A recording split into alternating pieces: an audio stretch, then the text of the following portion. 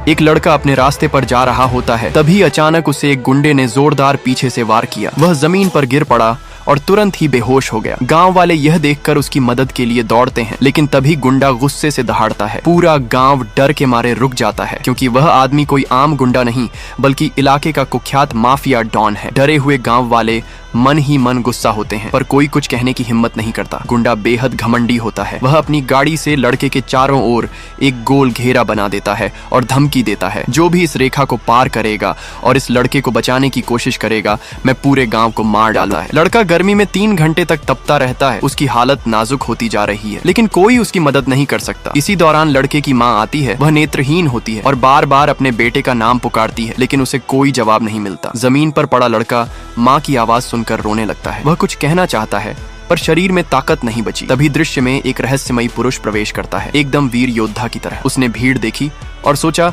कि कुछ हुआ है। जब वह पास जाता है तो देखता है एक बच्चा मरने की कगार पर है। वह गांव वालों से पूछता है, इसे कोई बचा क्यों नहीं रहा? गांव वाले डरते हुए बताते हैं, रेखा मत पार करना, नहीं तो सब मारे जाएंगे। यह सुनते ही उस आदमी की आंखें भर जाती हैं। उसके बाजू की मांसपेशियां तन जाती हैं। वह अपने बड़े से मुट्ठी को बांधता है और उस मौत के घेरे में कदम रख देता है। एक दोस्त उसे रोकता है, अरे छोड़, चलना, खाने चलें क्या? लेकिन वह पुरुष रुकता नहीं। जैसे ही वह लड़के को उठाने वाला होता है, एक विशाल पैर लड़के को कुचलने की कोशिश करता गुस्से से उसकी आंखें लाल हो जाती हैं। वह छोटा कारला का पैर पकड़ता है और उसकी हड्डी चूर हो जाता कारला चीख उठता है, जैसे सुअर की आवाज हो। फिर वह लड़के को पास के गांव वाले को सौंपता है और एक जोरदार किक से कारला को सैकड़ों मीटर दूर उड़ा देता है। कारला की बॉडी जाकर गाड़ी से टकराती है। गाड़ी चकनाचूर। अब असली माफिया डॉन आता है। वह काले जालीदार वाली स्टॉकिंग्स पहने हुए आता है। पुरुष को देखता है और कहता है, अब तू मरेगा। वह हवा में उड़कर अजय के सिर पर हमला करता है, पर अजय उसे आसानी से पकड़कर जमीन पर पटक देता है। जमीन की धूल उड़ जाती है, मानो सदियों की मिट्टी जाग गई हो। डॉन फिर उठता है और दोबारा हमला करता है।